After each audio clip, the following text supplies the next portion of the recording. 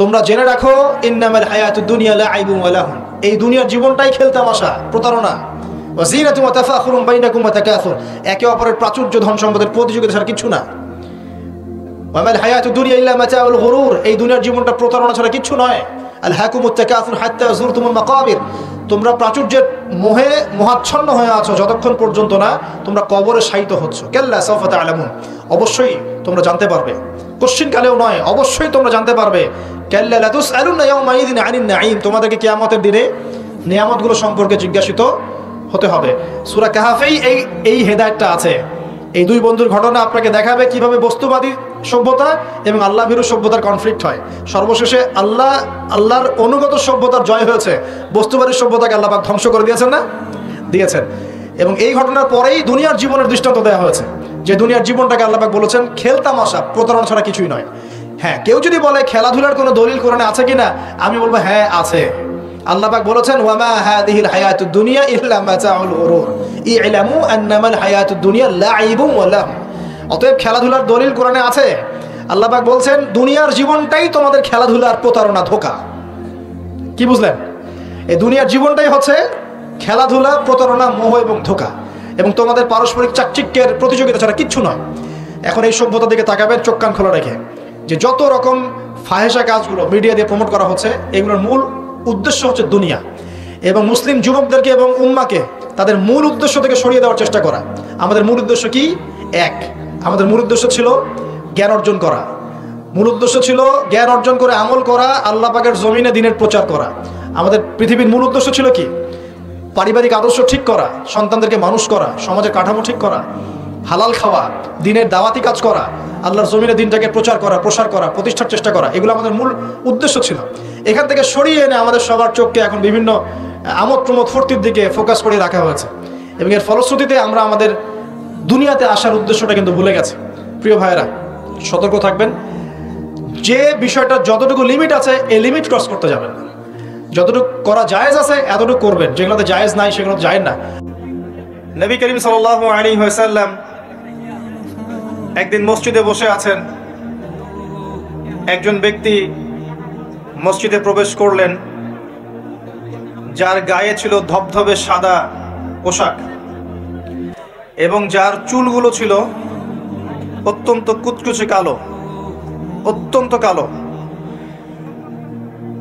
তিনি এসে নবী সাল্লাল্লাহু আলাইহি ওয়াসাল্লামের কাছে বসলেন। ফাসনাদা রুকবাতাইহি ইলা রুকবাতাইহি, তিনি তার দুই হাঁটুকে নবী সাল্লাল্লাহু আলাইহি ওয়াসাল্লামের দুই হাঁটুর সাথে লাগিয়ে দিয়ে বসলেন।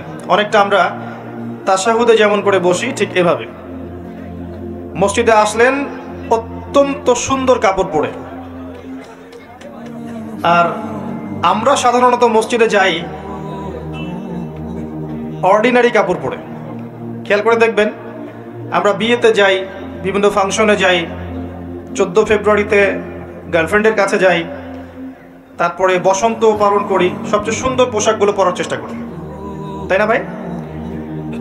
আর মসজিদে আমরা যখন যাব, খেয়াল করে দেখবেন ছেঁড়া একটা লুঙ্গি, কোনো রকম একটা চাদর বা জুব্বা, যেটা 7 দিনে হয়তো ধোয়া হয়নি একবারও, পাঞ্জাবি যেটা নিজের গায়ে ফিট হচ্ছে না। আমরা মসজিদে যাওয়ার সময় পোশাকের খেয়াল খুব একটা করি না, কিন্তু আল্লাহ পাক প্রত্যেক সালাতের জন্য মসজিদে যাওয়ার জন্য উত্তম পোশাক পরতে বলেছেন।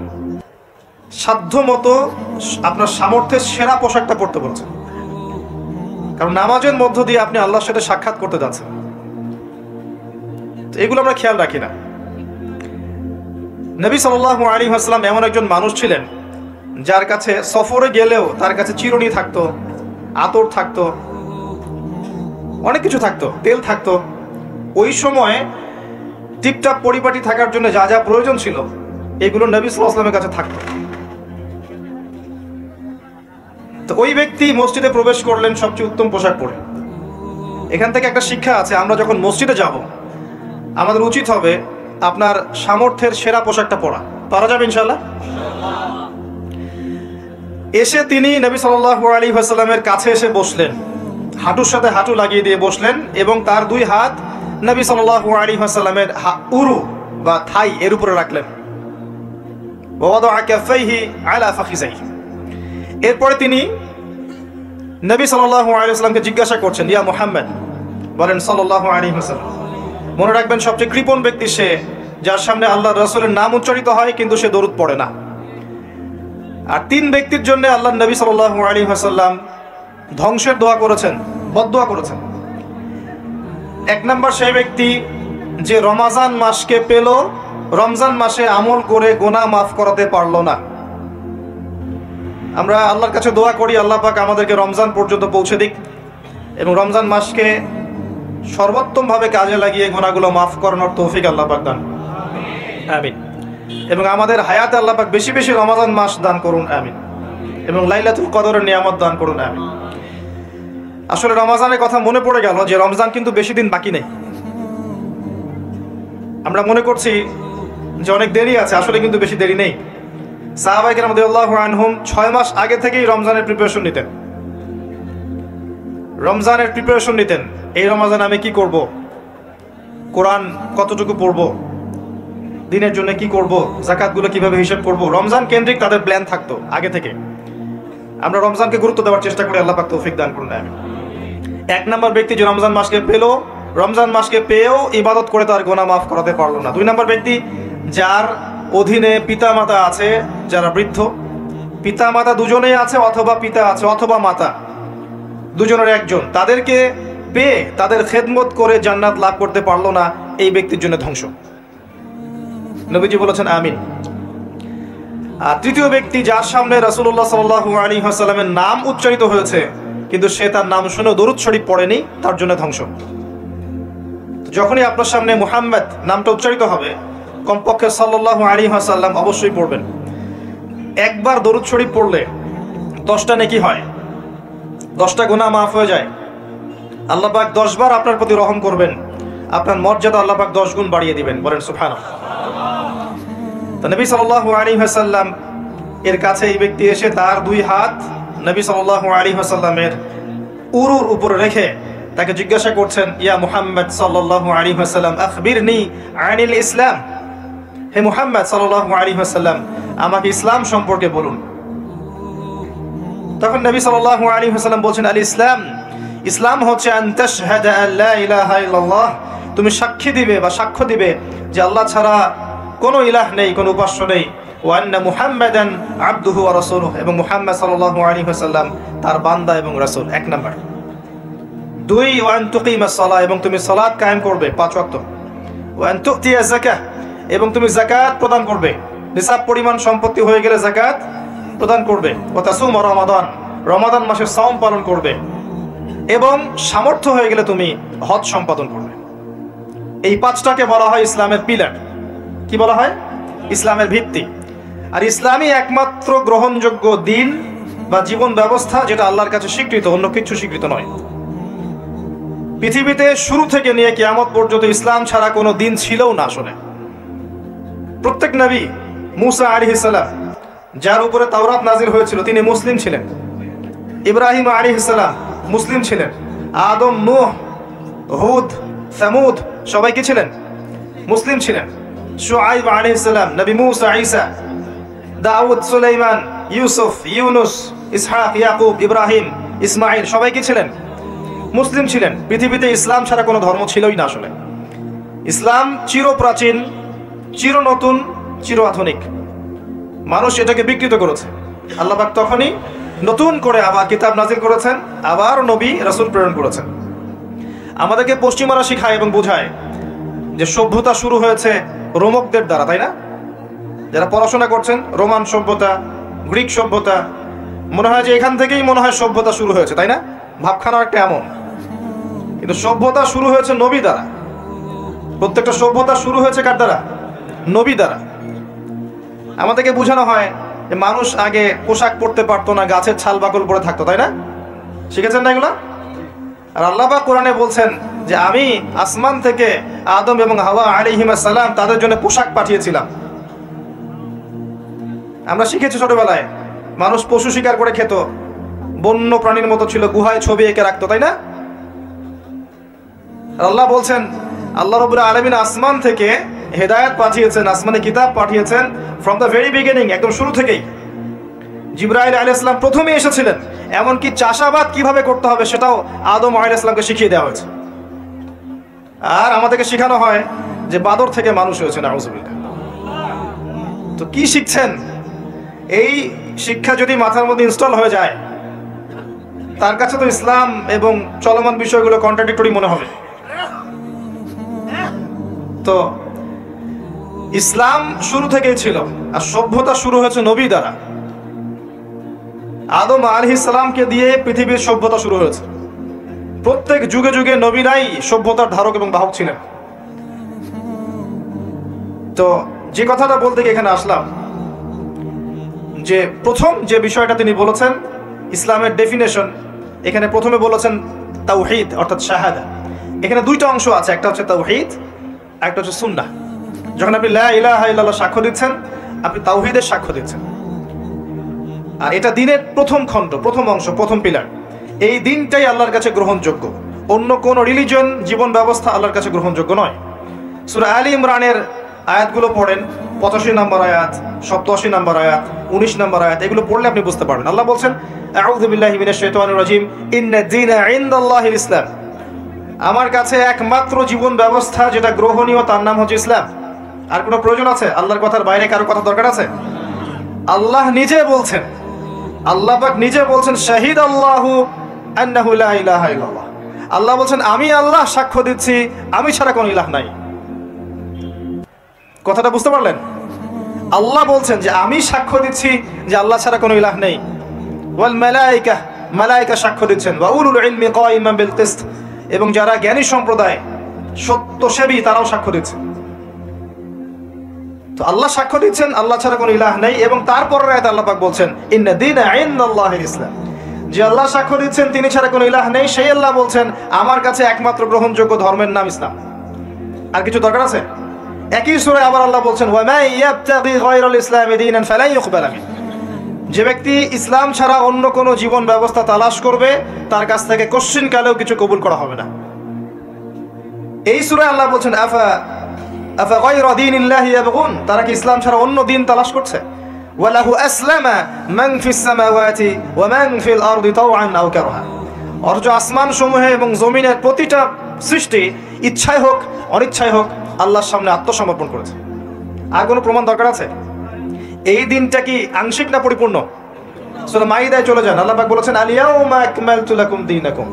বিদায় হজের দিন এই আয়াত নাযিল হয়েছে, যেদিন নবীজি বলেছেন তারাকতু ফিকুম আমরাইন, ছেড়ে যাচ্ছে দুটো বস্তু, কোরআন এবং সুন্নাহ। ওই দিন এই আয়াত নাযিল হয়েছে যে আল ইয়াউমা আকমালতু লাকুম দীনাকুম, আজকে আমি তোমাদের জন্য এই দিন ইসলামকে কামিল করলাম, পরিপূর্ণ করলাম। ইসলামে ঢোকানোর কিছু অবকাশ নাই, বের করার কোনো সুযোগ নাই, পরিপূর্ণ। ওই যে একটা আয়াত পড়লাম শুরুতে, ওয়া নাযালনা আলাইকাল কিতাব তিবিয়ানান লিকুল্লি শাই, সূরা নাহল 89 নম্বর আয়াত। আল্লাহ বলছেন, আমি আপনার প্রতি এমন একটা কিতাব নাযিল করেছি, অর্থাৎ কোরআন, তিবিয়ানান লিকুল্লি শাই, যেটা প্রত্যেকটা বিষয়ের ব্যাখ্যা। এমন কিছু নাই যেটা কোরআনে আল্লাহ পাক ব্যাখ্যা করেননি, এমন কিছু নাই। ওয়া হুদান, এবং এটা হেদায়েত, ওয়া রাহমা, এবং দয়া, ওয়া বুশরা লিল মুসলিমিন, মুসলিমদের জন্য এটা সুসংবাদ। এরকম আয়াত আর অনেক জায়গায় আছে, স্পেশালি সূরা কাফের 54 নম্বর আয়াতেও আছে, আর অনেক সূরা বনী ইসরাঈলের মধ্যেও আছে। সবগুলো বললে আমাদের টাইম চলে যাবে, অল্প করে বলছি। তো আল্লাহ বলছেন কোরআন এবং সুন্নাহে সবকিছু ব্যাখ্যা করা আছে, এবং এই দুটা হচ্ছে ইসলামের দুইটা মেইন পিলার। এই দুটার উপরে দিন ইসলাম পরিপূর্ণ, ঢুকানোর কোনো সুযোগ নাই, বের করার সুযোগ নাই। ইসলাম কি শুধু ইবাদত করতে শিখায়, না আপনার পরিবারের চর্চাও শিখায়? ইসলামে কি শুধু পারিবারিক হেদায়েতই আছে, না সামাজিক হেদায়েতও আছে? শুধু কি সামাজিক আছে, নাকি রাষ্ট্রীয় এবং অর্থনৈতিকও আছে, নাকি সবই আছে? উত্তর কোনটা? সব আছে, এটা মেনে নেন। এখন আমল করতে গিয়ে যদি আপনি না পারেন, সেটা আলাদা বিষয়। আমল করতে গিয়ে হয়তো আপনি পারছেন না, আপনি ইবাদত করতে পারছেন, হয়তো পারিবারিক বিষয়টা পারছেন না, বা পারিবারিকটা পারছেন, সামাজিকটা পারছেন না, সামাজিকটা পারছেন, পলিটিক্যালটা পারছেন না। না পারার বিষয়টা ডিফারেন্ট। আগে আকীদা ঠিক করেন যে ইসলামে আছে সমাধান। আকীদা ঠিক করে যদি কেউ আমল করতে নাও পারে, ইনশাআল্লাহ আল্লাহ পাক মাফ করতে পারেন। আল্লাহ পাক মাফ করতে পারেন যে আমার বান্দার আকীদা ঠিক ছিল, যে সে ইসলামকে পরিপূর্ণ জীবন ব্যবস্থা হিসেবে মেনে নিয়েছে, এরপরে সে আমল করতে গিয়ে পারে নাই বিভিন্ন কারণে। হতেই পারে, সবসময় একরকম সিচুয়েশন থাকে না, তাই না? কিন্তু যদি আকীদাই ঠিক না থাকে, যদি কেউ মনে করে না ইসলামে সবকিছু নাই, এটা এই যুগে চলে না, ওই যুগে চলতো। ইসলামের বিধানগুলো সব মৌলবাদী বিধান, এগুলো চলে না ওই যুগে, এই যুগে চলে না, ওই যুগে চলতো। এগুলো করতে গেলে আমরা পিছায় পড়বো। আকীদায় যদি গলত থাকে তাহলে তো সমস্যা। তখন কবরে যখন প্রশ্ন করা হবে মা দীনুক, সে বলবে লা আদরি লা আদরি, তোমার দিন কি? সে বলবে আমি জানি না, আমি জানি না। কারণ দুনিয়াতে ইসলামকে পরিপূর্ণরূপে সে স্বীকার করে নাই। এখন আমাদের প্রথম কাজ স্বীকার করে নেওয়া যায় ইসলামের সমাধান আছে। আপনি এখন আমল করতে পারবেন না, আমিও জানি। কেউই এখন ইসলামের পরিপূর্ণ বিষয়গুলো পালন করতে পারবে না। পুরো সিচুয়েশনটাই ডিফিকাল্ট এবং ইসলামের মুসলিমদের বিপক্ষে। মাক্কি যুগে, যেখানে মক্কার জাহিলিয়াত ছিল, ওই যুগে কি ইসলামের সমস্ত বিধানগুলো বাস্তবায়ন করা গেছে? সম্ভব হয়? হয় না। পুরো বিশ্বের অবস্থা মক্কার চেয়ে কোনো অংশ কম না। এখন আপনার 2 চোখ লাগবে, বাইরের চোখ আর ভিতরের চোখ দিয়ে দেখেন, আপনি বুঝতে পারবেন যে পুরো ওয়ার্ল্ড ওয়াইড যে অবস্থা চলছে এটা মাক্কি জাহিলিয়াতের চেয়ে কোনো অংশ কম না। তো এখানে যদি আপনি শুরুতেই সব কিছু ইম্পোজ করতে চান, পারবেন না, এবং এটা ভুল হবে। বরং বেসিক প্রাইমারি জিনিসগুলো দিয়ে শুরু করতে হবে। নামাজ দিয়ে শুরু করেন, জ্ঞান চর্চা দিয়ে শুরু করেন, ইত্তেবায়ে সুন্নাহ দিয়ে শুরু করেন, পারিবারিক আদর্শ সুন্দর করার দিক দিয়ে শুরু করেন, সামাজিক কাজ করেন, বেসিক জিনিসে শুরু করেন। আগে যদি চলে যান খেলাফতে প্রতিষ্ঠা করব, বড় বড় টার্মগুলো আগে ইউজ করেন, আপনি ভুল করবেন। কারণ বেস ঠিক নাই। একটা বাড়ি বানাবেন যার ভিত্তি নাই, এখানে 10 তলা 20 তলা উঠবে না। বেসিক আমার সমাজের বেশিরভাগ মানুষ দেখবেন নামাজ পড়ে না, ম্যাক্সিমাম পড়ে না নামাজ। ম্যাক্সিমাম ছেলে মেয়ে দেখবেন কোরআন পড়তে পারে না, তিলাওয়াত করতে পারে না। নবী সাল্লাল্লাহু আলাইহি ওয়াসাল্লামের জীবনী কখনো পড়েও দেখে নাই। তো বেসিক যখন ঠিক নাই, তখন কি এই জেনারেশনকে দিয়ে আপনি ইসলামের বড় বিজয় কামনা করছেন? হবে না। শুরু থেকে কাজ করতে হয়। যাই হোক, ইসলামের বাইরে কিছু নাই আল্লাহর কাছে। যদি কেউ তালাশ করে তাহলে সে ভুল করবে। এখন এই ইসলামের পিলার নবীজি বলেছেন 5টা। কয়টা? প্রথমে তাওহীদ, এক আল্লাহকেই সৃষ্টিকর্তা, পালনকর্তা, রিজিক দাতা, সন্তান দাতা, ভালো মন্দের মালিক, বিধান দাতা, এভরি সিঙ্গেল সেক্টরে আল্লাহকে ইলাহ বলে মানা, এর নাম হচ্ছে তাওহীদ। এর বাইরে কেউ যদি মনে করে আল্লাহ ছাড়া অন্য কোনো ইলাহ আছে, নাউজুবিল্লাহ, বা আল্লাহ আছেন, অন্য ইলাহ আছে, আল্লাহ ছাড়া কারোর জন্য সিজদা করে, অন্য কারো কাছে দোয়া করে, অন্য কারোর জন্য নজর মানত করে, আল্লাহ ছাড়া অন্য কারো নামে কসম করে, অন্য কারো নামে কুরবানি করে, ইত্যাদি ইত্যাদি, আল্লাহকে বাদ দিয়ে গায়রুল্লাহর ইবাদত করে, তাহলে শিরক হয়ে যাবে। কি হয়ে যাবে? আর শিরকের পাপ থাকা অবস্থায় বিনা তওবায় যদি কেউ মারা যায়, 99% সম্ভাবনা হচ্ছে এই ব্যক্তি জাহান্নামে যাবে, কোনো সুযোগ নাই। সূরা নিসা আল্লাহ পাক বলেছেন, ইন্নাল্লাহা লা ইয়াগফিরু আন ইউশরাকা বিহি ওয়া ইয়াগফিরু মা দুনা যালিকা লিমান ইয়াশা। আল্লাহ পাক তার সাথে শিরকের গুনাহ মাফ করেন না, এছাড়া যে কোনো গুনাহ যাকে ইচ্ছা মাফ করতে পারেন। শিরক থাকলে সে মান রব্বক উত্তর দিতে পারবে না। আরেকটা মুহাম্মাদুর রাসূলুল্লাহ, অর্থাৎ আপনাকে আমল করতে গিয়ে, ইবাদত করতে গিয়ে একজন ব্যক্তিকে রোল মডেল মানতে হবে। তিনি হচ্ছেন কে? মুহাম্মাদুর রাসূলুল্লাহ সাল্লাল্লাহু আলাইহি ওয়াসাল্লাম। জীবনের প্রতিটা কাজ তার মতো করে করার চেষ্টা করতে হবে। আপনার বাথরুম থেকে নিয়ে করে সবকিছু, ঘুমানো থেকে শুরু করে, ঘুম থেকে ওঠা, বাথরুমে যাওয়া, খাওয়া দাওয়া, আপনার পোশাক পরিচ্ছদ, আপনার কথাবার্তা, চলাফেরা, পরিবার, ব্যবসা, এভরি সিঙ্গেল সেক্টর আপনাকে নবী সাল্লাল্লাহু আলাইহি ওয়াসাল্লামের সুন্নত মতো করার চেষ্টা করতে হবে। চেষ্টা করতে হবে। আমি আবারও বলছি, আমি জানি আপনি পারবেন না, আমিও পারবো না। 100% আপনি পারবেন না, এটা সম্ভব না। 100% কেউ দাবি করতে পারবে যে আমি সুন্নতের উপর আছি? পারবে না। কিন্তু চেষ্টা, আল্লাহ পাক কি দেখবেন? চেষ্টা করছে আমার বান্দা। হয়তো ঘুমাতে পারছি না, এখন তো আমরা ঘুমাতে পারিও না। এই যে এখন আমাদের ঘুমানোর কথা, এখন এক ঘুম দিয়ে ওঠার কথা। এশার নামাজ কখন পড়ছি? 8টা 8:30। তো এখন বসে বসে ওয়াজ করছি, জানি না এই ওয়াজে কি ফায়দা হবে। সত্যিকার অর্থে এখন আমাদের ঘুমানোর কথা ছিল। ট্রেডিশনগুলো এমন হয়ে গেছে, আমরা ঘুমাচ্ছি রাত 3টা। কি বলবো, আসলে সবাই এর মধ্যে পড়ে গেছে, আমি আপনি সবাই। এমন একটা সিস্টেম চলছে যে দিন রাতের জায়গায় চলে আসছে, রাত দিনের জায়গায় চলে গেছে। খেয়াল করে দেখেন, নবী সাল্লাল্লাহু আলাইহি ওয়াসাল্লাম রাতে তাড়াতাড়ি ঘুমাতেন, শেষ রাত্রে উঠতেন, ইবাদত করতেন, ফজরে একটা রিফ্রেশিং মাইন্ডে তিনি সকাল করতেন। আর আমাদের খেয়াল করে দেখেন, আমরা এই জেনারেশন যারা আছে বেশিরভাগই দেখায় লেট নাইট, এবং দিনটা ওদের জন্য ছোট হয়ে যায়, দেরি করে ওঠা। তো সকালের বারাকাটা আমরা বঞ্চিত হচ্ছি। আল্লাহ পাক আমাকে এবং আপনাদের সবাইকে যেন তৌফিক দান করেন, যাতে আমরা সকালের বরকতটা পেয়ে যাই। আল্লাহুম্মা। এবং এই অভ্যাসটা কঠিনভাবে আঁকড়ে ধরতে হবে। আল্লাহ পাক তৌফিক এনায়েত করুন আমাকে, আপনাকে, সবাইকে। আল্লাহুম্মা। তো সুন্নতের কথা বলছিলাম যে প্রতিটা কাজে সুন্নত চেষ্টা করতে হবে। হয়তো আমরা পারবো না, কিন্তু আল্লাহ পাক আমাদের চেষ্টা দেখবেন, এতটুকুই।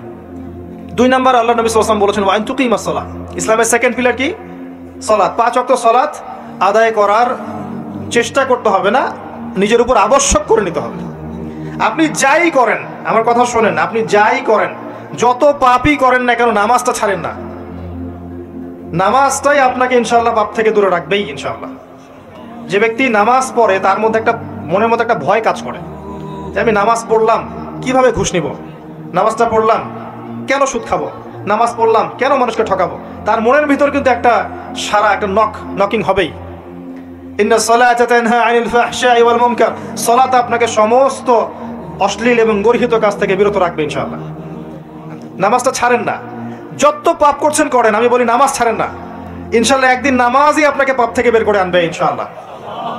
শয়তান আপনাকে হতাশ করতে চাইবে, শয়তান আপনাকে হতাশ করতে চাইবে যে তুই তো গার্লফ্রেন্ডের সাথে কথা বললি, রাতের বেলা পর্ন দেখলি, তুই তো ফ্রি মিক্সিংয়ে আছিস, তুই মাদক দ্রব্য খাচ্ছিস, তুই কাজে ফাঁকি মারিস, তুই ট্যাক্স আদায় করিস নাই, দুর্নীতি করছিস, তুই আবার নামাজ পড়বি কেন? শয়তান আপনাকে এবার বোঝাবে কিন্তু যে নামাজ তো আমার সময় পায় না, আমি তো অনেক পাপী মানুষ। এই ধোকায় পা দিবেন না।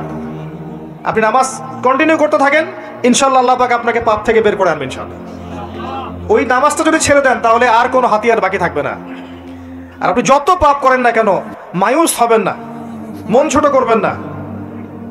আপনার একটা সেজদা, যে সেজদা আপনি চোখের পানি ঢেলে দিয়েছেন আল্লাহর কাছে যে আল্লাহ আমার ভুলগুলো তুমি মাফ করে দাও, আমার তওবা তুমি কবুল করো, ইনশাআল্লাহ দেখবেন ওই একটা সেজদা যদি কবুল হয়ে যায় আল্লাহ পাক আপনার সব গুনাহ মাফ করে দিবেন ইনশাআল্লাহ। হতাশ হবেন না। শয়তান হতাশ করতে চাইবে মানুষকে, শয়তান মানুষকে হতাশ করতে চাইবে। এমনকি আপনার যদি পাহাড়ের পরিমাণ ঋণ থাকে, ওই ঋণ শোধ করার ব্যবস্থা আল্লাহ পাক করে দিবেন ইনশাআল্লাহ তাআলা। হতাশ হবেন না, নামাজ ছাড়েন না। আর আমি একটা কথা বারবার বলেছি, আবারও বলছি যে চলমান যে 3G 4G নামাজগুলো চলছে এগুলো থেকে নিজেকে দূরে রাখবেন। সব এখন ডিজিটাল, নামাজও ডিজিটাল। দেখা যায় যে 5 মিনিটের মধ্যে 4 রাকাত নামাজ শেষ মাশাআল্লাহ। ইমাম সাহেব যদি 10 মিনিট পড়ায় দেয় তাহলে তো তার চাকরি নট। বোঝেন না? এত তারা, আমার সময় নাই, আমরা ব্যস্ত মানুষ, এত সময় লাগে নামাজ পড়তে? ইমাম সাহেবকে বলছে, কমিটি ইমাম সাহেবকে চার্জ করছে, অথচ ইমামের উচিত তাদেরকে চার্জ করা। উল্টে গেছে এখন আর কি। দিকে আসবো আমি। দাসী তার মুনিবকে জন্ম দিবে, মানে সমাজের ন্যায় অন্যায় ভালো মন্দ হক বাতিলের মানদণ্ড উল্টে যাবে। দাসী কখনো মনিবকে জন্ম দেয়? মানদণ্ড উল্টে যাবে। আসেন রিল্যাক্সে নামাজ পড়বেন ইনশাআল্লাহ। আল্লাহ পাক তৌফিক দান করুন। নামাজের মধ্যে যা পড়ছেন এটাকে বোঝার চেষ্টা করতে হবে অর্থটা, তখন দেখবেন নামাজে মনোযোগ বাড়বে ইনশাআল্লাহ। তার আগে ওযুটাকে ভালো করে করবেন, তাড়াহুড়া করে ওযু করবেন, রিল্যাক্সে ওযু করেন, ওযুর অঙ্গগুলোকে সুন্দর করে ধোন। ওযু পরিষ্কার হয় না, এই জন্য নামাজে মনোযোগ থাকে না। আর একটা বদ অভ্যাস আমারও আছে, আপনাদের সবারও আছে আমি জানি। ওযুতে আমরা যে পরিমাণ পানি খরচ করি, এই পরিমাণ পানি দিয়ে নবী সাল্লাল্লাহু আলাইহি ওয়াসাল্লাম গোসল করতেন। হ্যাঁ, আর আপনার মাথায় যত চুল আছে তার চেয়ে বেশি চুল ছিল নবী সাল্লাল্লাহু আলাইহি ওয়াসাল্লামের মাথায়। আপনার 2-3 জনের মাথায় যত চুল আছে তার চেয়ে বেশি চুল ছিল নবী সাল্লাল্লাহু আলাইহি ওয়াসাল্লামের মাথায়। তারপরেও তিনি অল্প পানি দিয়ে গোসল করে ফেলতেন। আর আমাদের দেখবেন জারিমানের জোর যত বেশি, তার ট্যাপের স্পিড তত বেশি। মসজিদে যাবেন দেখবেন জোরে ট্যাপ ছেড়ে দিয়েছে, ওযু করতেছে। একজন মানুষের গোসলের পানি দিয়ে একাই ওযু করে ফেলবে। পানির লেয়ার দিন দিন নেমে যাবে আমাদের এই পাপের কারণে। কুল আরাআইতুম ইন আসবাহা মাউকুম গাওরা, সূরা মুলকের শেষ আয়াত পড়ে দেখেন। বলুন হে নবী, তোমরা যদি কখনো সকালে উঠে দেখো যে পানির স্তর সব নিচে নেমে গেছে, পানি নাই, ফামা ইয়াতিকুম বিমাইন মাইন, কোন সেই সত্তা আছে তোমাদেরকে পানি এনে দিবে, প্রবাহমান পানি? দিন দিন ঢাকা শহর সহ বড় বড় যে সিটিগুলো আছে এগুলোর পানির লেয়ার নিচে নেমে যাচ্ছে। আমাদের অপচয়ের কারণে এমন হচ্ছে। প্রচুর পানি আমরা ওযুতে অপচয় করি। গোসল দেখবেন শাওয়ার নিচ্ছে, ওই যে আমাদের ডিজিটাল ইয়াজুজ আর মাজুজের বাথরুম যেগুলো আছে, পানি চোষা বাথরুম, মানে 10-20 বালতি পানি দিয়ে শাওয়ার নিয়ে নিবে। হ্যাঁ, আর মহিলা হলে তো কথাই নাই, আরো 10 বালতি এক্সট্রা লাগায়। তো সমস্যা, ওযু ঠিক করতে হবে, তারপরে সালাতে মনোযোগ বসবে ইনশাআল্লাহ। আল্লাহ পাক আমাদেরকে সালাত বুঝে আদায় করার তৌফিক দান করুন। মনোযোগ চলে যাবে, যাওয়া আসা করবে, মনোযোগ যাওয়া আসা করবেই, কিন্তু মনোযোগ ধরে রাখার চেষ্টা করতে হবে ইনশাআল্লাহ তাআলা। আল্লাহ পাক যদি ইহসান দান করেন মনোযোগ বাড়বে ইনশাআল্লাহ আযজা ওয়া জাল্লা। আরেকটা টিপস বলবো, সেটা হলো নামাজে সূরাগুলোর মধ্যে ভেরিয়েশন রাখতে হয়। যেমন প্রতিদিন যদি আপনি একই রকম সূরা পড়েন, আমি নিজেও দেখেছি যে আপনি প্রত্যেক ওয়াক্তেই যদি একই সূরা দিয়ে নামাজ পড়ে থাকেন, দেখবেন মনোযোগটা তুলনামূলক কম পাচ্ছেন। তো এক এক রাকাতে যদি আপনি ভেরিয়েশন নিয়ে আসেন, সূরার মধ্যে ভেরিয়েশন বোঝেন তো, বৈচিত্র্য নিয়ে আসেন, আপনি দেখবেন মনোযোগ বাড়বে। এটা খেয়াল করে দেখেন। এবং তাসবিহ তাহলিল যেগুলো করছেন এগুলোর অর্থটার দিকে যদি ফোকাস করেন মনোযোগ কিছুটা হলেও বাড়বে। আরেকটা কাজ করলে মনোযোগ বাড়বে, প্রত্যেক সেজদায় দোয়া করতে পারলে। সেজদা করছেন, শুধু সুবহান রাব্বিয়াল আ'লা এতটুকু বলে উঠে যাবেন না, কমপক্ষে একটা দুটো দোয়া করেন, একটা দুটো দোয়া করেন। বান্দা সেজদায় আল্লাহর যত কাছে থাকে অন্য কোনোভাবে বান্দা এত কাছে আসতে পারবে না। এবং এখানে তোমরা বেশি বেশি দোয়া করো, নবী সাল্লাল্লাহু আলাইহি ওয়াসাল্লাম বেশি বেশি দোয়া করতে বলেছেন। দোয়ার জন্য হুজুর ডেকে এত খাওয়ানোর দরকার নাই, নিজে দোয়া করা শেখেন, নিজে দোয়া করা শেখেন। নিজের বাবার জন্য, মায়ের জন্য, আপনার আত্মীয় স্বজনের জন্য, আপনার নিজের জন্য, আপনার স্ত্রী সন্তানের জন্য, সমাজের জন্য, উম্মার জন্য, দেশের জন্য আপনি দোয়া করতে শেখেন। আপনার একটা প্রয়োজন, এই প্রয়োজনটাকে আমি বুঝতে পারবো, ওই আবেগটাকে আমার আসবে। আপনার যেটা প্রয়োজন, আপনার আবেগ আপনার আসবে। আপনার সন্তান অসুস্থ, আমি কি বুঝবো সেই ফিলিংসটা কেমন? আপনি বুঝবেন সেই ফিলিংসটা কেমন। অতএব নিজে আল্লাহর সাথে সম্পর্ক করেন। আর আপনি নিজেকে এত ছোট কেন মনে করছেন? আপনিও আল্লাহর সেই বান্দা, যে বান্দা আমি, যে বান্দা আর 10 জন মানুষ। আল্লাহ পাক আপনাকেও ভালোবাসেন, আল্লাহ পাক অবশ্যই আপনাকে ভালোবাসেন। জীবনের দীর্ঘ সময় পর্যন্ত আপনি আল্লাহকে ডাকেন নাই, আল্লাহ আপনাকে ফেলে দেয় নাই। আল্লাহ আপনাকে খাওয়ান, এখনো পড়ান, বাঁচিয়ে রেখেছেন, আল্লাহ নিয়ামত দিয়েছেন। আল্লাহ আপনাকে ভালো না বাসলে এমনি করেন? আল্লাহ পাক অপেক্ষা করছেন কবে খালি আপনি আসবেন আল্লাহর কাছে, এসে বলবেন আস্তাগফিরুল্লাহ ওয়া আতুবু ইলাইহি। আল্লাহ পাক অপেক্ষা করে বসে আছেন আপনার জন্য। আপনি কোথায় যাচ্ছেন? ফাআইনা তাযহাবুন। আল্লাহ পাক বলেছেন ফাআইনা তাযহাবুন, কোথায় যাচ্ছ তোমরা? কোথায় যাচ্ছেন? টাকার পিছনে, বাড়ি গাড়ি, স্ট্যাটাস, স্ত্রী সন্তান, ভোগ বিলাসের পিছনে? আল্লাহ অপেক্ষা করছেন আপনার জন্য। আসেন, সিজদা করেন, ওয়াসজুদ ওয়াকতারিব, সিজদা করেন, নিকটবর্তী হন। আল্লাহ আপনার জন্য অপেক্ষা করছেন। যাবেন না আল্লাহর কাছে? আল্লাহ পাক সবাইকে আল্লাহর কাছে ফিরে আসার তৌফিক দান করুন। এটাই হোক আমাদের কাছে আসার গল্প, এটাই হোক আমাদের কিসের গল্প? কাছে আসার গল্প। আমাদের জেনার গল্প দরকার নাই, ওদের কাছে জেনা হচ্ছে কাছে আসার গল্প, যার ব্যাপারে আল্লাহ বলেছেন লা তাকরাবুজ জিনা, ওর ধারের কাছেও যেও না, আর তারা ওইটাকে বলবে কাছে আসার গল্প। ইন্না লিল্লাহি ওয়া ইন্না ইলাইহি রাজিউন। আল্লাহ পাক আমাদের যুবক যুবতীদেরকে হেদায়েত দান করুন, পিতা মাতাদেরকে পরিবারে অনুশাসন বজায় রাখার তৌফিক দান করুন। আমাদের এই কাজগুলোর প্রতিফল কিন্তু আমাদেরকে ভোগ করতে হবে। আমাদের মেয়েদের, আমাদের ছেলেদের, তাদেরকে আমরা কিভাবে বড় করছি এটার হিসেব কিন্তু আমাদেরকে চুকিয়ে দিতেই হবে। পিতামাতাদেরকে বলবো সচেতন হয়ে যান, আল্লাহ পাক তৌফিক এনায়েত করুন, আমিন। আর যারা ওই পথে চলে গেছেন তাদের উদ্দেশ্যে একটা কথা বলবো, সেটা হচ্ছে যে এটা একটা মোহ, একটা ভ্রম। বাস্তবতা হচ্ছে যে আপনাকে প্রতিশ্রুতি দিচ্ছে সে আপনাকে অনেক ভালোবাসে, আদতে সে আপনাকে ভালোবাসে না। আদতে সে আপনার অবস্থানকে ভালোবাসে। আপনি আজ হোক আর কাল হোক এটা বুঝতে পারবেন যে সে আপনাকে ভালোবাসে না, আপনার অবস্থানকে ভালোবাসে। আপনার অবস্থান যদি ভালো থাকে সে আপনাকে ভালোবাসবে, অবস্থান ভালো না থাকলে ভালোবাসবে না। একইভাবে আপনি একটা মেয়ের কাছে যে ভোগবিলাস চাচ্ছেন, একটা ছেলে একটা গায়রে মাহরাম মেয়ের সাথে ফ্রি মিক্সিং করলে তার একটাই উদ্দেশ্য থাকে, সেই মেয়েটাকে ভোগ করা। সুযোগ পেলেই সে মেয়েটাকে ভোগ করে ফেলবে। আর একইভাবে এই মেয়েও দেখবেন আপনার যতটুকু সামর্থ্য আছে, অর্থবিত্ত যা যা আছে, এটাকে সে ইউজ করার চেষ্টা করছে তার স্বার্থে।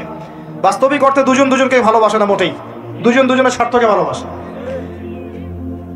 ভালোবাসা আল্লাহর পক্ষ থেকে আসে। কখন আসবে? যখন আপনি হালালের উপর থাকবেন, যখন আপনি বিয়ে করবেন হালালভাবে।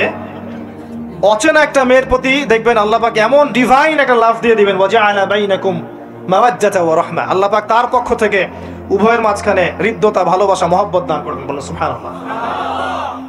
এটা ডিভাইন, আল্লাহর পক্ষ থেকে আসবে, ঐশ্বরিক। আর বাকিটা হচ্ছে পৈশাচিক, শয়তানি, প্রবৃত্তির দাসত্ব, ভোগবাদী। এগুলো খেয়াল রাখবেন। এতে করে যা হবে, আপনি একবার আপনার ইজ্জত হারায় ফেলে কখনো ফিরে পাবেন না। অদ্ভুত বিষয়, মানে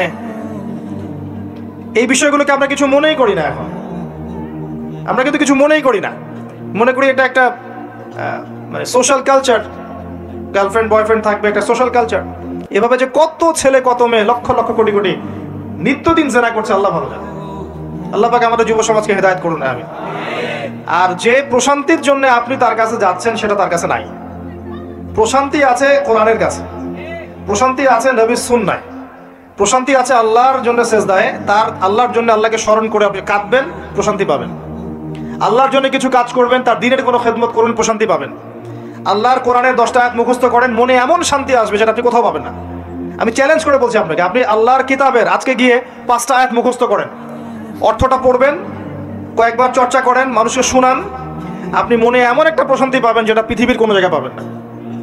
এখানে প্রশান্তি এত এত বেশি মাত্রা আসবে, যার খবর যদি ওই পশ্চিমারা জানতো তাহলে আমার কলিজায় বোম মেরে উড়িয়ে দিত। কথা বুঝতে পারেন নাই? আল্লাহর পথে চললে যে প্রশান্তিটা পাওয়া যায়, এর খবর যদি ইসলামের শত্রুরা জানতো তাহলে মুসলিমদের কলিজায় পারমাণবিক বোমা মারত। তারা জানে না কি প্রশান্তি এখানে পাওয়া যায়। আপনি যে প্রশান্তির জন্য এখানে যাচ্ছেন এটা ওখানে নাই। কোরআনের কাছে আছে, সেজদায় আছে, নামাজে আছে, তাহাজ্জুদে আছে, আল্লাহর জিকিরে আছে। আর নেককার স্ত্রীর কাছে আপনি প্রশান্তি পাবেন। এটা আল্লাহ আপনাকে গিফট দিয়েছেন। আদম আলাইহিস সালামকে আল্লাহ পাক দিয়েছেন না? তার একাকী বোধ হচ্ছিল জান্নাতে, আল্লাহ পাক সঙ্গিনী সৃষ্টি করেছেন। এখানে আপনি প্রশান্তি পাবেন, বাকিগুলো প্রশান্তির উৎস নয়।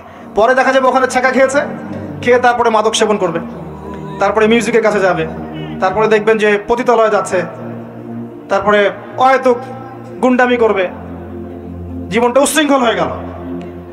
কেউ কেউ আত্মহত্যাও করবে, কারণ হচ্ছে ওই যে শুরুতে একটা মেয়ের সাথে প্রেম করে ছ্যাঁকা খেয়েছে, ওখানে প্রশান্তি খুঁজেছে, শয়তান এদেরকে নিয়ে খেলেছে, একবারে দুজনের জীবন নষ্ট করে ফেলেছে। আদতে কি হলো, মুসলিম উম্মাহ থেকে 2টা নক্ষত্র ঝরে গেল। হয়তো ওই যুবককে দিয়ে দিনের কোনো খেদমত হতো, এখন আর হলো না। হয়তো ওই যুবক তার যৌবনকালটা ইবাদত করে কাটাতে পারতো, আরো সে ছায়া ছায়া পেত, আর পেল না।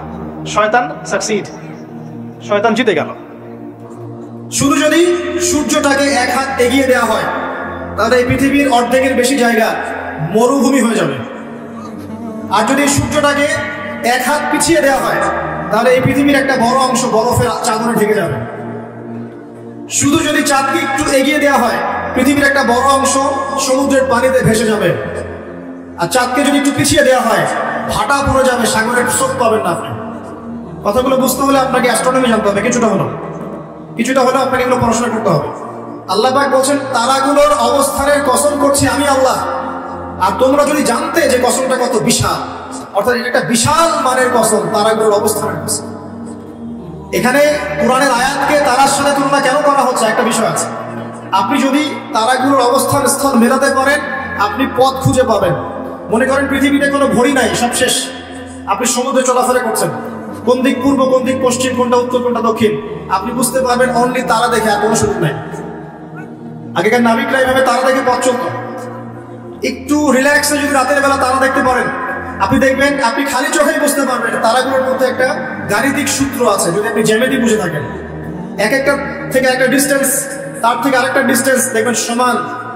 কারোর সাথে ত্রিভুজ আকৃতি, কারোর সাথে চতুর্ভুজের আকৃতি, কারোর সাথে বর্গাকৃতির তারাগুলো আছে, এত সূক্ষ্ম হবে। আল্লাহ পাক এগুলো এমনি এমনি সৃষ্টি করেন নাই। আল্লাহ পাক বলেছেন এই তারাগুলো হিফজন, মানে এগুলো শয়তানকে প্রতিহত করে দেয়। শয়তান যদি উপরে উঠে খবর নেওয়ার জন্য আল্লাহ পাক এরকম উল্কাপিণ্ড নিক্ষেপ করেন তাদের পিছনে। আল্লাহ পাক বলছেন তারাগুলোর অবস্থান স্থিতি তোমাদেরকে পথ দেখাবে, ঠিক যেমন কোরআনের আয়াতগুলো তোমাদেরকে পথ দেখায়। এখানে একটা বিষয় বোঝার চেষ্টা করুন। আপনি যদি তারাগুলোর অবস্থান মেলাতে পারেন তাহলে যেমন আপনি পথ খুঁজে পাবেন, ঠিক তেমনি আপনি যদি কোরআনের এক আয়াতকে আর এক আয়াতের সাথে মেলাতে পারেন তাহলে হেদায়েত খুঁজে পাবেন। আমি কি বুঝতে পারছি? এক তারা আরেক তারার অবস্থান মিলিয়ে যদি আপনি পথ খুঁজতে পারেন, ঠিক একইভাবে কোরআনের একটা আয়াতকে আরেকটা আয়াতের সাথে মেলালে আপনি একটা হেদায়েতের পথ খুঁজে পাবেন। এই কারণে তারাগুলোর সাথে কোরআনের আয়াতকে তুলনা করা হচ্ছে। আল্লাহ পাক বলছেন এই বিশাল কসম করে আমি বলছি কি, আচ্ছা একটা কথা, আল্লাহ পাক কেন কসম করেন? আল্লাহ রাব্বুল আলামিন সবসময় এমন কিছুরই কসম করেন যেটা খুব বেশি ইম্পর্টেন্ট। আল্লাহ পাক অহেতুক কোনো কিছু কসম করেন না। আল্লাহ পাক বলে আসলে সময়ের কসম, মানে সময়টা খুব ইম্পর্টেন্ট জিনিস। আল্লাহ পাক বলে তিন ফলের কসম, 3 ফল গুরুত্বপূর্ণ। জাইতুন ইম্পর্টেন্ট, তুরি সিরিন, তুর পাহাড়, সিনাই পাহাড় ইম্পর্টেন্ট, দুহা অপরাহ্নের শপথ, লাইল রাতের শপথ। ঠিক আছে? আল্লাহ পাক কোন কোন ক্ষেত্রে ফালা ওয়া রাব্বুক, তোমার রবের কসম এটাও বলেছেন, নিজের কসম নিজে করেছেন। তো আল্লাহ পাক নিঃসন্দেহে সেই বিষয়ের কসম করেন যেটা আমাদের কাছে অনেক বেশি ইম্পর্টেন্ট। এখানে আল্লাহ পাক বলছেন আমি আকাশের তারার অবস্থান স্থলের কসম করছি, কসম করে বলছি। বিশাল বিষয়ে কসম করে আল্লাহ পাক একটা বড় কথাই বলতে যাবেন। একটা বড় বিষয়ে এর কসম করে নিশ্চয়ই একটা বড় কথা আসবে, এটা স্বাভাবিক, তাই না? আমরা যখন বলি আল্লাহর কসম করে বলছি এটা, আল্লাহর কসম করে বলছি ওইটা, তাহলে আল্লাহর কসম করলে আপনাকে তো একটা বড় কথাই বলতে হবে নাকি? সামান্য একটা বিষয় তো আপনি আল্লাহর কসম করবেন না, করবেন? একটা বিষয় মনে রাখবেন, মান হালাফা বিগাইরি ইসমিল্লাহি ফাকাদ কাফার, কেউ যদি আল্লাহ রাব্বুল আলামিন ছাড়া অন্য গায়রুল্লাহর নামে কসম করে সে ব্যক্তি কুফরি করবে। কেউ যদি আল্লাহ ছাড়া অন্য কারো নামে কসম করে সে ব্যক্তি কুফরি করলো। যদি জীবনে কসম করতেই হয় আল্লাহ পাকের নামে করবে। আর যদি আল্লাহর নামে কসম করেন তাহলে সত্য কথা বলতে হবে। আর আল্লাহর নামে কসম করে যদি আপনি মিথ্যা কথা বলেন তাহলে কাফারা দেওয়া লাগবে। ঠিক আছে? আল্লাহ পাক এখানে বড় কসম করে বলছেন যে ইন্নাহু লাকুরআনুন কারীম, নিঃসন্দেহে এই যে কোরআন এটা মহিমান্বিত, ফি কিতাবিন মাকনুন, এটা ওই যে সুরক্ষিত একটা কিতাব, সেখানে লিখিত আছে। কোন কিতাব এটা? লাওহে মাহফুজ। নাম শুনেছেন কি? আল কোরআন লাওহে মাহফুজে, সেখান থেকে প্রথম আসমানে এসেছে লাইলাতুল কদরে, একবারে নাযিল করা হয়েছে। এই প্রথম আসমান থেকে দীর্ঘ 23 বছর বিভিন্ন ঘটনা এবং কারের প্রেক্ষিতে কোরআনের বিভিন্ন অংশ নাযিল হয়েছে। প্রথম নাযিল হয়েছে লাওহে মাহফুজ থেকে প্রথম আসমানে, তারপর সেখান থেকে বিভিন্ন ঘটনার প্রেক্ষিতে নবী সাল্লাল্লাহু আলাইহি ওয়াসাল্লামের কাছে। আল্লাহ পাক সেটাই বলছেন এই কোরআন হচ্ছে মাকনুন, আর লা ইয়ামাসসুহু ইল্লাল মুতাহহারুন, এই কোরআন পবিত্র ব্যক্তি ছাড়া বা সত্তা ছাড়া কেউ স্পর্শ করতে পারে না। কারণ কাফেররা বলতো নাউযুবিল্লাহ, এই মুহাম্মদ সাল্লাল্লাহু আলাইহি ওয়াসাল্লামের কাছে যা নাযিল হচ্ছে শয়তান নাকি তার উপর ওহী করছে। নাউযুবিল্লাহ। আমার কথা কি বুঝতে পারছেন? আল্লাহ পাক এখানে যুক্তি খণ্ডন করছেন, জি না, শয়তানের পক্ষ থেকে এটা আসে নাই, বরং শয়তান অপবিত্র সত্তা পবিত্র কালামে স্পর্শ করতে পারে না। এখান থেকে একটা মাসআলাও আসবে, যখন আপনি কোরআন স্পর্শ করবেন তখন অবশ্যই ওযু করে নেবেন। অনেকে এটা নিয়ে ইখতিলাফ করে, ওযু না থাকলেও ধরা যায়, বা ছোট নাপাকির ক্ষেত্রে ধরা যায়, বড় নাপাকিতে ধরা যায় না। ওই ইখতিলাফে আমি যাচ্ছি না। আমি ব্যক্তিগতভাবে যা আমল করার চেষ্টা করি, আমার কাছে যেটা বেশি অথেন্টিক মনে হয় সেটা আমি আপনাকে বলছি। ওযু ছাড়া কোরআন স্পর্শ করবেন না। কোরআন তেলাওয়াত করতে হলে, স্টাডি করতে হলে অবশ্যই ওযু করে নিয়ে বসবেন ইনশাআল্লাহ। আল্লাহ পাক বলছেন লা ইয়ামাসসুহু ইল্লাল মুতাহহারুন, পবিত্র সত্তা ছাড়া কোরআনকে স্পর্শ করবে। এটা কি? তানজিলুম মির রাব্বিল আলামিন, আল কোরআন তোমার রব মানে মহাবিশ্বের প্রতিপালক আল্লাহর পক্ষ থেকে নাযিল হয়েছে। কোরআন কারো মন গড়া কথা নয়, কোনো অনেক গল্প বা উপন্যাস নয়। কোরআনুল কারীম কোনো জিন শয়তানের পক্ষ থেকে আসে নাই, বা এটা কোনো নিজের হাতে রচিত কোনো কিতাব নয়। আগেকার তাওরাত, জাবুর, ইনজিল থেকে কপি করা হয়নি, বরং কোরআন রব্বুল আলামিনের পক্ষ থেকে কি হয়েছে? নাযিল হয়েছে।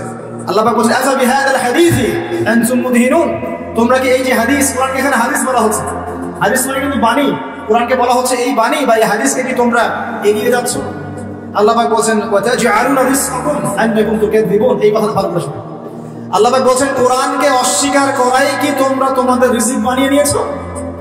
আজকের বিশ্বে যত মানুষ রিজিক পাচ্ছে বেশিরভাগ কোরআন অস্বীকার করে রিজিক পাচ্ছে। বুঝতে পারছেন না? মনে হয় কোরআন এবং তার সাথে বিরোধিতা করে মানুষ রিজিক কামাই করছে, বুঝছে না? মানুষ সুদের মধ্যে রিজিক পাচ্ছে, কোরআনকে পাশ কাটিয়ে যাচ্ছে। মানুষ ঘুষের মধ্যে রিজিক নিচ্ছে, কোরআন পাশ কাটিয়ে যাচ্ছে। মানুষ দুর্নীতি করে রিজিক নিচ্ছে, কোরআন পাশ কাটিয়ে যাচ্ছে। কোনো কোনো ক্ষেত্রে ইসলামের বিরোধিতা করাটাকেই রিজিক বানিয়ে নিয়েছে মানুষ, তাই নাই? কত মানুষ বই লিখছে ইসলামের বিরুদ্ধে, টকশো করছে ইসলামের বিরুদ্ধে, বক্তব্য দিচ্ছে ইসলামের বিরুদ্ধে, সংগঠন চালাচ্ছে ইসলামের বিরুদ্ধে। মানে আল্লাহ পাক বলছেন তোমরা কি কোরআনের বিরোধিতা করাটাকেই রিজিক বানিয়েছো? কত চমৎকার কথা, তাই না? বাস্তবে তাই হচ্ছে না? বাস্তবে এটাই হচ্ছে। খুব কম সংখ্যক মানুষ বাদ দিয়ে বেশিরভাগ বিরোধিতা করেই রিজিক অর্জন করার চেষ্টা করছে। আল্লাহ পাক আমাদেরকে বোঝার তৌফিক দান করুন, আমিন। আল্লাহ পাক বলেন ফালাউলা ইযা বালাগাতিল হুলকুম, কতদিন করবে এভাবে, কতদিন চলবে এভাবে? ফালাউলা ইযা বালাগাতিল হুলকুম, ওই কথা স্মরণ করো যখন তোমাদের প্রাণ জানটা চলে আসবে। হুলকুমে, হুলকুম কোনটা? যেখান থেকে আপনি হা আইন এগুলো উচ্চারণ করেন, তাই না? নাকি ওস্তাদরা আছেন না এখানে? এটা হুলকুম।